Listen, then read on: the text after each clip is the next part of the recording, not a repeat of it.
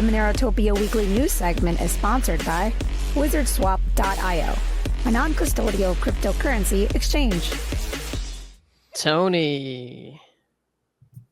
Hey guys. What's Tony. Up? Fairly reasonable saying credibility skills matter. Yes, you're saying we shouldn't even brought them up. I mean, I disagree.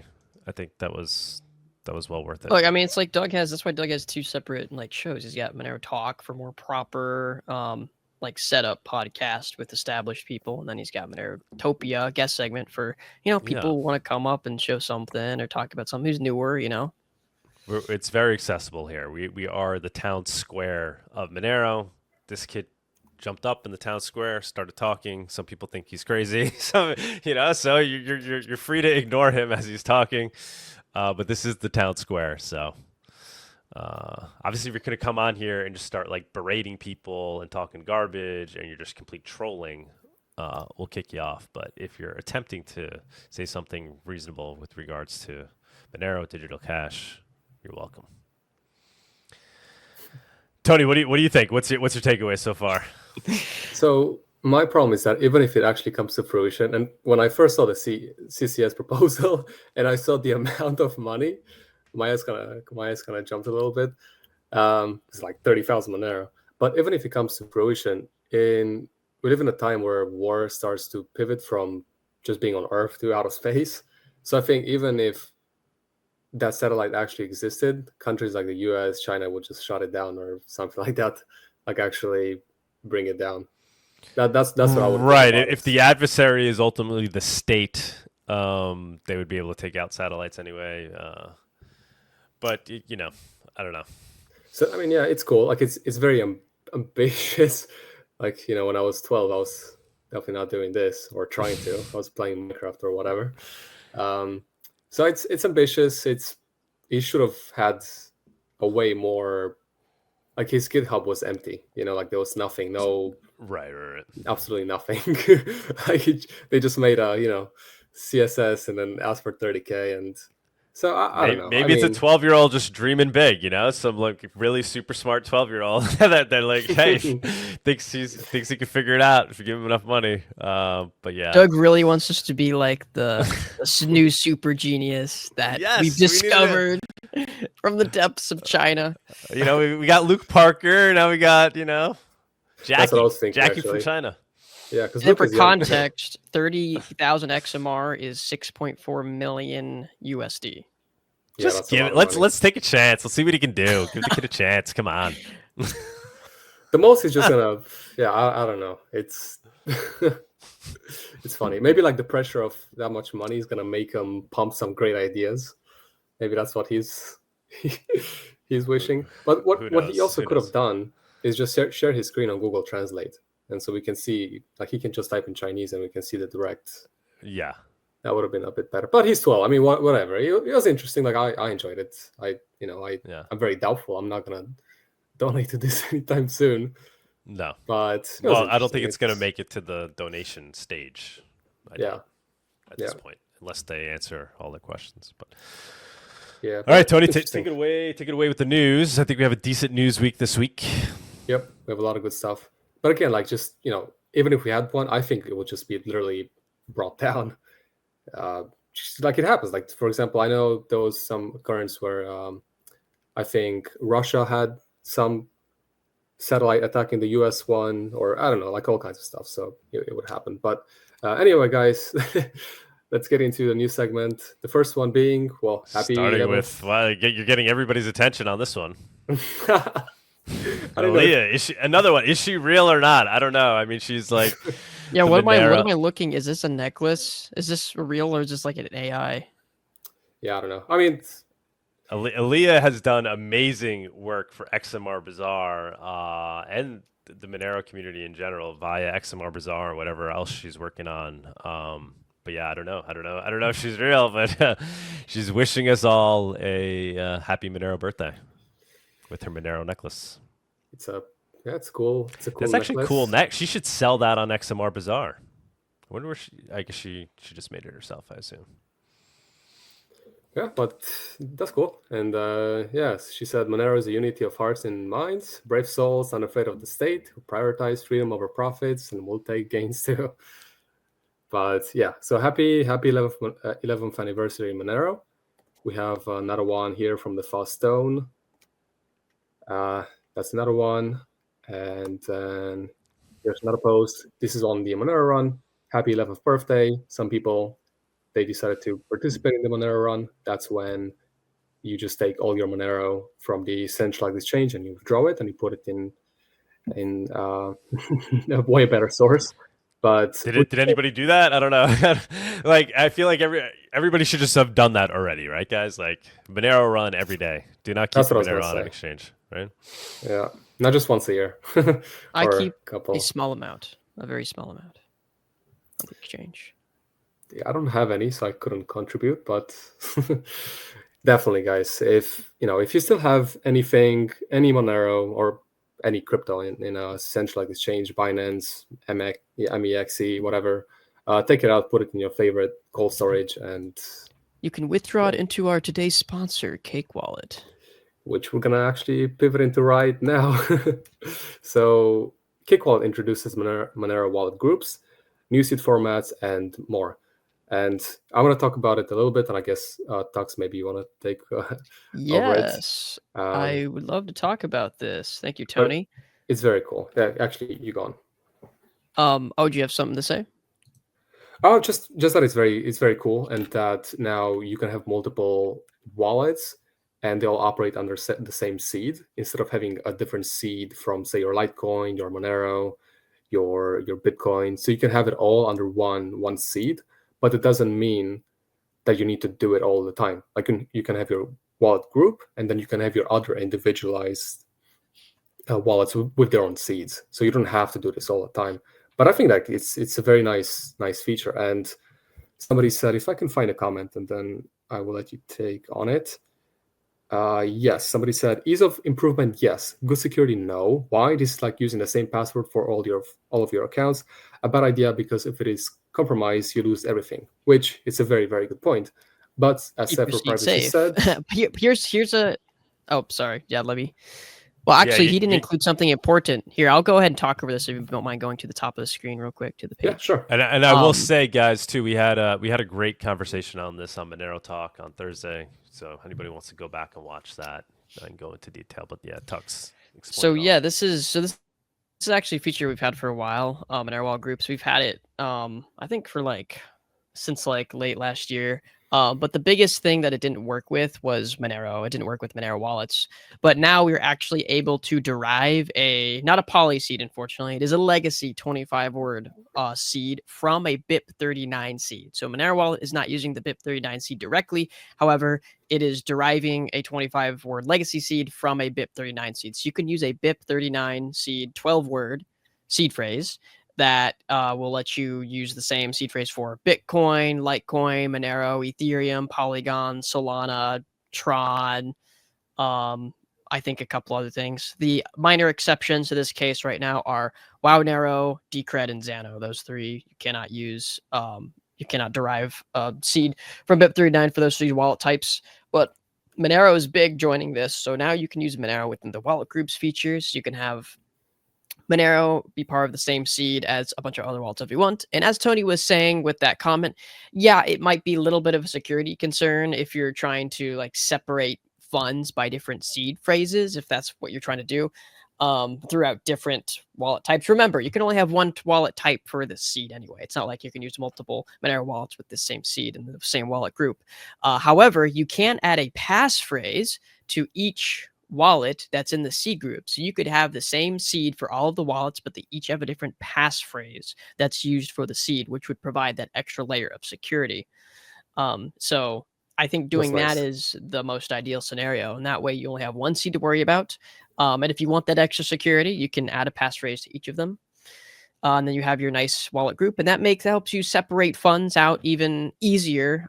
Because what we're trying to do is we're trying to kind of merge our like single wallet experience, which is what we've had for the longest time, with also some of what a lot of other wallets do, which is where you create an air quote wallet and it has all of these different currencies inside. Now you can kind of do both, and you could have, let's say, one wallet group that's only KYC funds. You could have another wallet group that's like anonymous funds, or one that's for spending, one that's for receiving, whatever. You can do however you want, but big feature. Very useful for people who want things to be kept a little more separate, or they just want to use one seed and keep track of one seed. And that's what you can do now with Monero. Yeah, that's big. That's very nice that you can put an individual passcode on every single. That's really cool. I didn't know this actually. That's really cool. But okay, so then we showed this last week, so I guess I'll show it again this week. But this is amazing to see from DFX Swiss and with Open Crypto Pay, and which has been directly integrated into Cake wallets in this upcoming release. So let's watch it.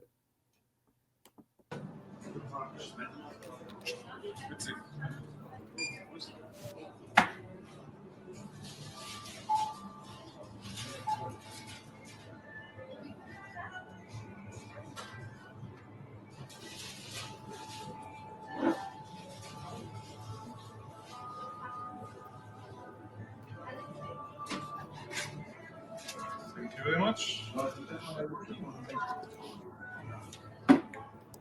That's really cool. Very and awesome. super easy. Yeah. You just That was scan the QR. Constantine testing out Open Crypto Pay in a test build of Cake wallet. That's awesome. And it's just so easy to use, which is very, very important too. Yeah, it's just another it's another sort of like crypto receiving like platform. It's like a payment standard for merchants to receive crypto. It works a little bit differently than some other ones. But the main use case right now is in Switzerland, because I think they have a platform that will that can convert the crypto directly to CHF, which is the native currency, which of course is useful for a shop if you want to accept crypto but you need the fiat instead. So I think it's more useful right now directly in Switzerland, but I don't see why you couldn't use this anywhere else. You just probably won't have that extra platform that allows you to easily convert to fiat. Okay, well that's super nice. Yeah. Okay, now moving on. So we're going to talk about Kaji. I think that's how you pronounce this. So this is a post from Seth for Privacy. He said, Kaji is a fantastic privacy-preserving search engine. It's adding Monero payment support. Seth said, by far my favorite search engine, translation tool, and AI chat tool is Kaji, and I've been working with them over the past few months to find the best solution for adding Monero support for payments to their platform. And they are going to implement Monero, and it's going to be coming soon, which is really cool. And he also said that he highly recommends Kaji. It's truly an immense difference from most search engines, privacy preserving, entirely ad-free, and run by an awesome team. So that's really cool. That's awesome. I'll be very happy to try them out once they do accept Monero. A little while ago, they said that what was it? It was something ridiculous. They needed like 5,000 people to sign a petition before they add Monero. And I think Seth got to them. So, and then also I just want to mention on the Open Crypto Pay thing as well. I don't know if you saw, there's a news link relating to that where this one particular store in Switzerland is going to accept Open Crypto Pay or crypto payments through Open Crypto Pay on all of their stores. It's called Spar. And that includes Monero. So that means on all of this convenience store that exists in Switzerland, / grocery store, all of their locations accept Bitcoin, Monero, EVM tokens. That is amazing. That is freaking That's amazing. huge. Yep. I'm going to try to have, it's DFX, right? That's behind this? Yeah, DFX.Swiss. Yep. Yeah, I'm going to try to have them on Monero Talk. I mean, how do we bring this to the States? How do we bring this same system to New York? Well, like anyone can, it's an open payment standard, so people could use this. I think there's some kind of like platform in the background though for merchants that want to have their funds auto converted to CHF.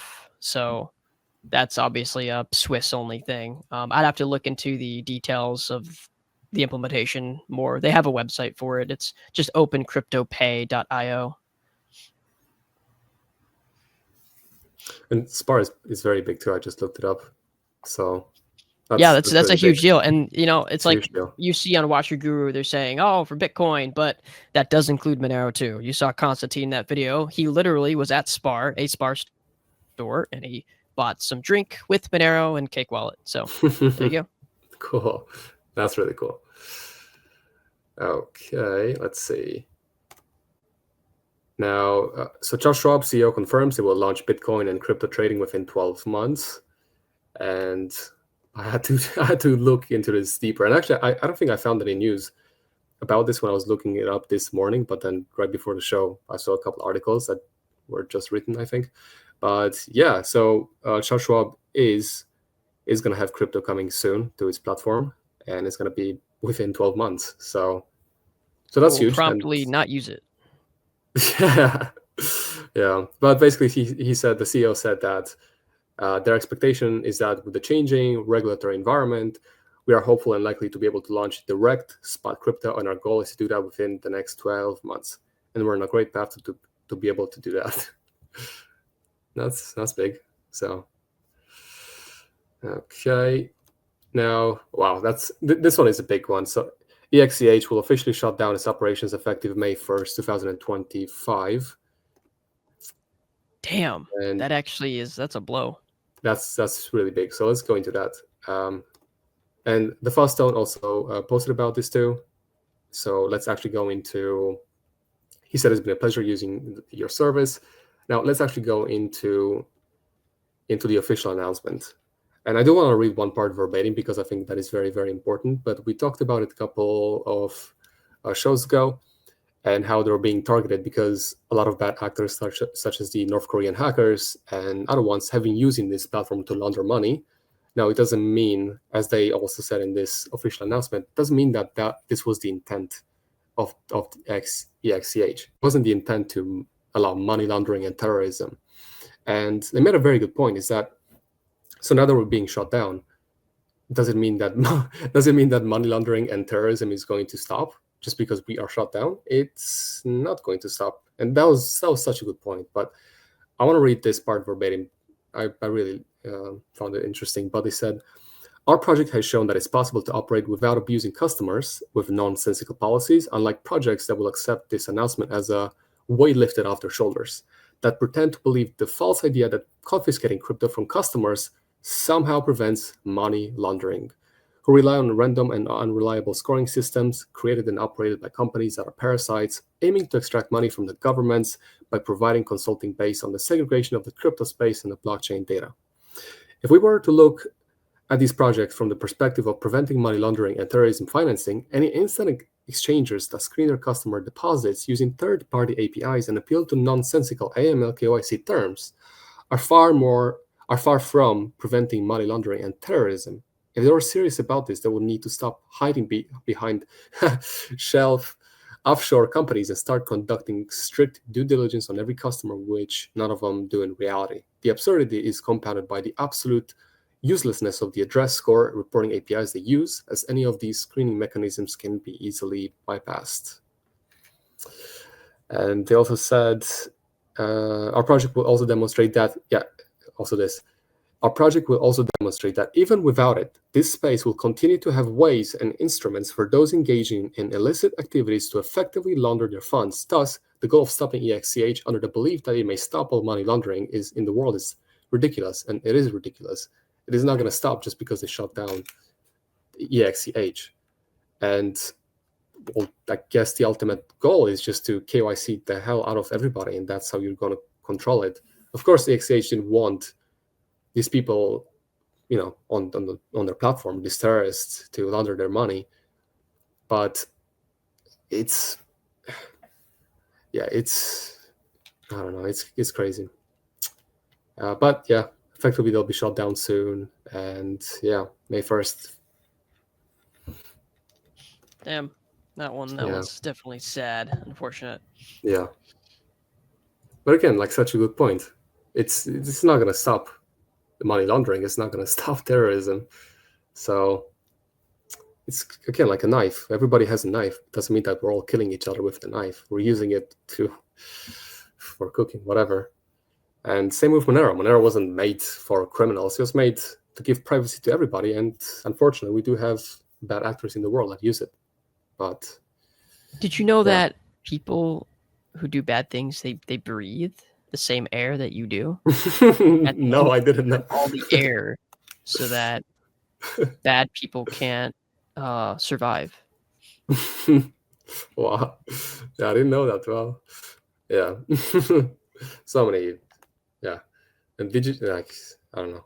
Bad people drink water. Good people drink water. Guns don't shoot themselves. Bad people use guns to shoot other people. You know, all this stuff. But it's just an excuse to shut them down, put KYC, and just regulate everybody, KYC everybody, biometric, every part of your body. If you want to find other good swap services to use, there's probably some on KYC.not.me. EXH was definitely like the big one that was had a high rating. There's definitely a couple others that have a higher rating as well for swap services. Yes, actually, I want to go back to something since you mentioned them again. They said, given this, we're announcing a 50 Bitcoin open source fund to support any FOSS projects aiming to enhance the availability of privacy solutions. We hope we can still make a difference. Here are examples of the project we will support: Bitcoin wallets and protocols aiming to preserve user privacy, lightweight clients for Wabi-Sabi, Thorchain wallets aiming to preserve user privacy, a BISC client, Ethereum wallets and smart contracts aiming to preserve user privacy. Monero atomic swaps. Yeah, That should be I mean, I'm sure they would. Now moving on. Hiring Monero fuzzing harness developer. This is a post on Reddit. The person said, I'm a committee member for the 501 Magic Monero Fund, and we're looking to solicit quotes for writing high-quality open-source fuzzing harnesses for the Monero node and what RPC calls. Monero currently has basic fuzzing harnesses, and we would like to expand the coverage starting with the RPC calls to prevent any remote DOS or RC vulnerabilities. The Monero codebase is actively fuzzed by OSS fuzz, so this proposal only requires writing the harnesses, not any discovery or exploit development. So if you're interested or you know somebody that has the skill, do provide the links so you can go and check them out. Then also, while talking about developer application, I would like to talk about this. This is a big story too. So, and actually, I'm going to go back a couple posts, and we're going to go to the main one from Graphino OS, and they wrote on X. One of our 2 senior developers has been forcibly detained and conscripted to participate in a war. When the first went missing, we revoked their repository access. As a precaution, we soon learned their disappearance was completely unrelated to Graphino OS. Our priority has been keeping them safe. So they're looking for a new developer now at Graphino OS. If you're an experienced AOSP developer interested in working full-time on Graphino OS in a fully remote position, see graphinoos.org/hiring. And then we're going to go back. And XMR posted about this and said Graphino OS urgently seeks experienced OSP developers for full-time, fully remote positions due to a force majeure situation. They need devs who can start immediately. Payment in XMR available worldwide. Apply now if you can hit the ground running. And going back again with Ilya, I think that's how you say her name, on X. And she said, thrilled to see a Graphino OS developer application via XMR Bazaar. So people are actually applying for this position, which is super nice to see. So that's one. And she just had two more people interested. So hopefully they're going to find a developer soon. And I hope that person is okay, the one that is being conscripted to war. They didn't specify what country and what war specifically. So I'm curious about which one, but yeah. Now, JP Morgan says Bitcoin has failed to benefit from safe haven flows back in gold. Safe haven demand is lifting gold, but Bitcoin is missing out, according to JP Morgan analyst. Essentially, gold is attracting inflows in both the exchange-traded fund, ETFs, and future markets, while Bitcoin, on the other hand, is being left behind with declining speculative interest in futures and 3 straight months of ETF outflows, the analyst noted. Despite a decline in market breadth and liquidity, gold continues to benefit from safe haven flows in a similar fashion to currencies like the Swiss franc and the yen. The safe havens flows are seen in both the ETF and future spaces, but Bitcoin does not see the same. So that was interesting to see too, that for the past 3 months, Bitcoin ETFs have been seeing outflows and not inflows, and that gold is seeing more and more inflows. So that was interesting. Now, okay, let's go to this video. Jeff Boof said something that we all, I think, agree. I agree that if Bitcoin fails as a medium of exchange, it fails as a store of value, period. Now let's watch this 2.5-minute video. So if Bitcoin isn't a medium of exchange, it will fail as a store of value. So if you are not using as a medium of exchange, then you're relying on somebody else or a lot of other people to use it as a store of value to be able to protect your wealth. And again, it comes back to you. What are you making the decision? Maybe you get away with it because a whole bunch of people already made the same call that you are, Robin, that I am, and using it as a medium of exchange. Maybe you get away with it, and that's just okay. But you have to understand, because the systems are different, right? We've never lived in a global free market where you could trade with people all over without an intermediary. And the output of that trade was deflation. And think about why that output of that trade has to be deflation. You are part of the network. You only, and I'm not saying Bitcoin here, I'm saying you're part of any trade, you're part of the fabric, and you only choose things that give you more value. And all entrepreneurs have to compete more with and provide more value. So, and they have to compete with what was there before. Otherwise, you won't use them. So that global trade has to be deflation. So you're a node in that. Now, if you take your power and you give your power away to somebody else and say, I'm just this network, and this other one is inflationary, and it stops that from happening, then that system has to stop Bitcoin at some point. And if all of your trade is in that system, and you are not self-custodying, not running an economic node, and all of these trade, then that system will stop Bitcoin in time, because not enough trade, not enough. So the little tiny fees from Lightning and such that then move down to the miners. What if all of those fees are in the centralized system? What will the miners choose? So you are an active participant in this. So when people, like, the simplest thing you could just repeat, if Bitcoin fails as a medium of exchange, it fails as a store of value, period. It will be captured. Say it over and over and over again for anybody who's not listening, and eventually, hopefully, enough people will get it. And why, just like in Bitcoin running a node, they should contribute, or they ought to contribute to the network that's also providing them their store of value. Those last 30 seconds are gold. I really love it. And indeed, like if I can really spend it, like if it's hard to spend, the fees are high and all of these things, if I can really participate and I'm just holding it like a Pokemon cards somewhere, then so it fails as a medium of exchange, and then it also fails as a store of value. And yeah, I do agree with what Jeff Boof said there. I really like what he said. Now, if you're in New York City on May 1st, there's going to be a privacy meetup at PopKey at 7 p.m. So we provide all the links also if you want to check it out. If you're in the area, New York City, you want to go.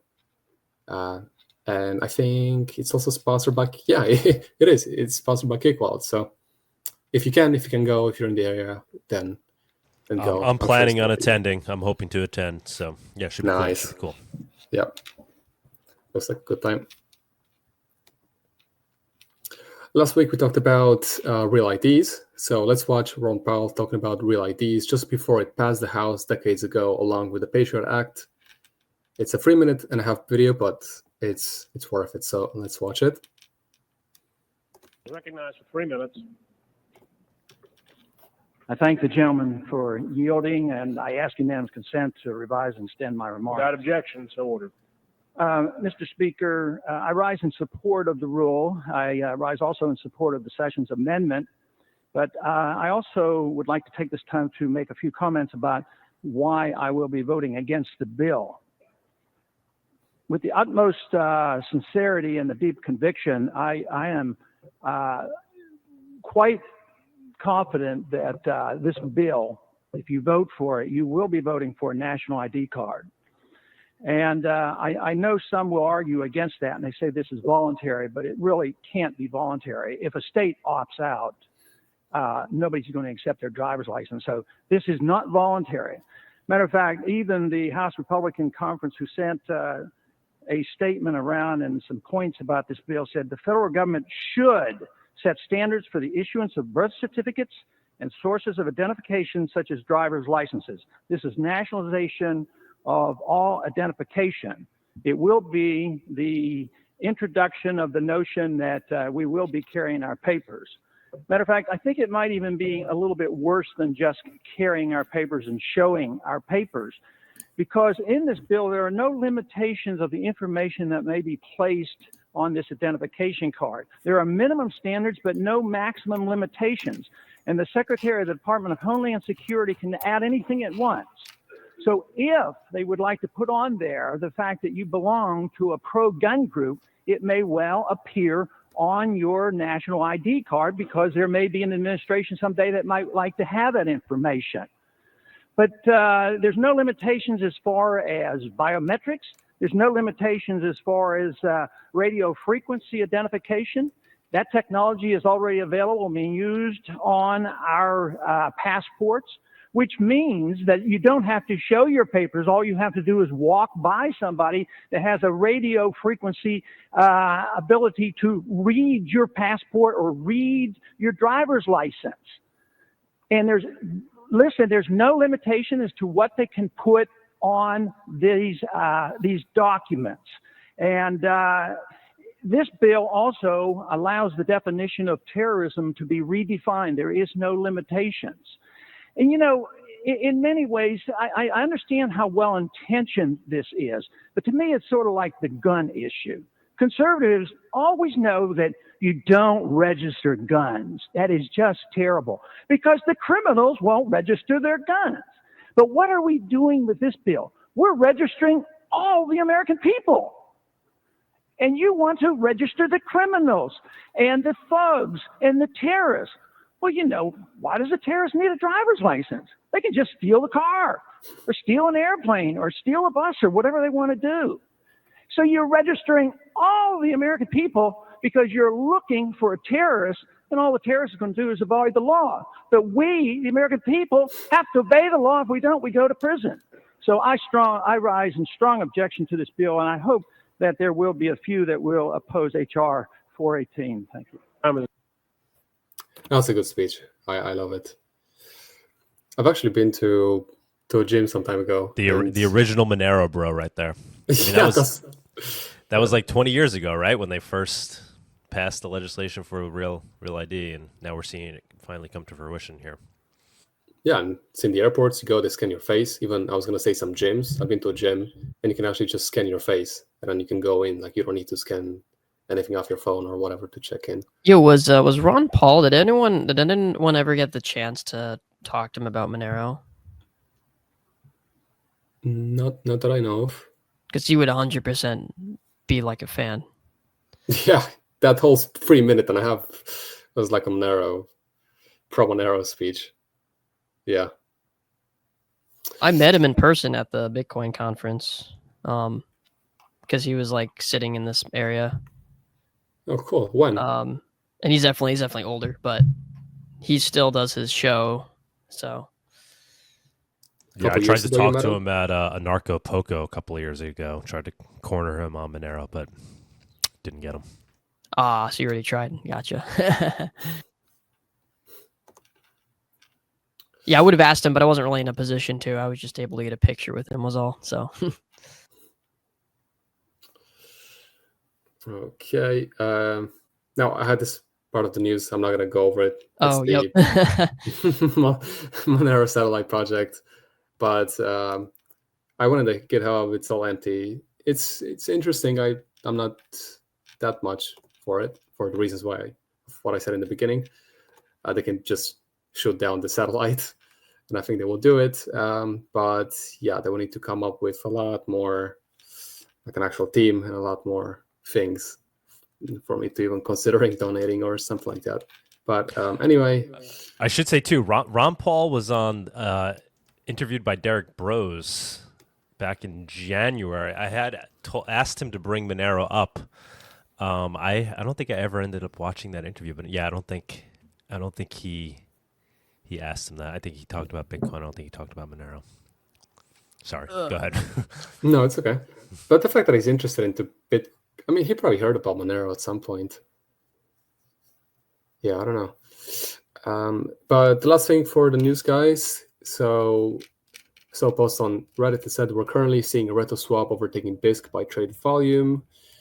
And the same person said this might be the most important signal and wake-up call to Bitcoin maximalists that Monero is taking the market by force. A little too late, I would say. Bitcoin was one of Bitcoin Max's poster child, still supporting the narrative of censorship-resistant money outside the system, since BISC refused to add Monero to BISC2 in a timely manner, despite having been responsible for 80% of the trade volume and trading fees. This is not a big surprise. Reto swap comes with zero trading fees, better privacy, and now even better liquidity. Monero's basically embodying what Bitcoin set out, but later only claimed to be. And I have the links here. You can go. So this is BISC. So they do quite a lot of volume in Monero, 87% of the volume. Okay, and this is 24-hour volume, and this is the chart. As we can see, the volume of yesterday was $272,000 here, and I think he's comparing the daily